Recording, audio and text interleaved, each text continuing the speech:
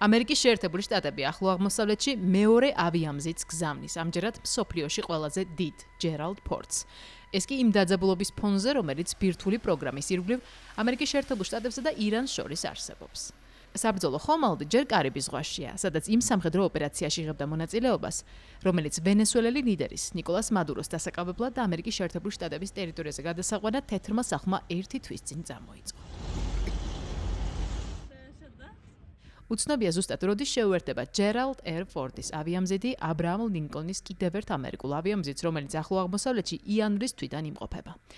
მანამდე ამერიკის შეერთებული შტატების პრეზიდენტი იმუქრებოდა, რომ ირანის წინააღმდეგ სამხედრო ნაბიჯსაც კი განიხილავდა, თუ მხარეები ბირთვულ პროგრამასთან დაკავშირებით შეთანხმებას ვერ მიაღწევდნენ.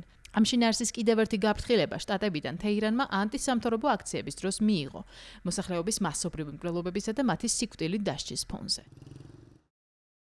თეირანსა და ვაშინგტონს შორის ბირთვულ საკითხებზე მოლაპარაკებები ამჟამად ჩიხშია შესული.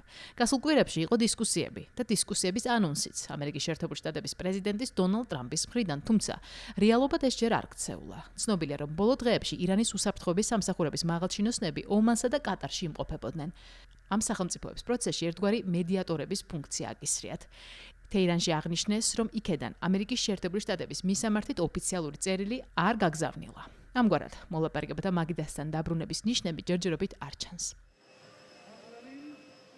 ისრაელთან ერთად ამერიკის შეერთებული შტატების მთავარი მოთხოვნა ირანის მიმართ ისაა, რომ ბირთვული პროგრამა არ განავითაროს და არ გაამდიდროს. ირანი კი ითხოვს უფლებას შეინარჩუნოს ის, როგორც ბერკეტი.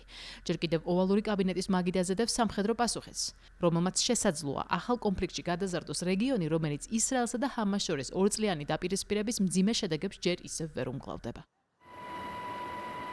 ავიამზიდის ახლო აღმოსავლეთში გაგზავნის თაობაზე, თეთრ სახლსა და პენტაგონში ჟურნალისტების შეკითხვებს ჯერჯერობით არ პასუხობენ.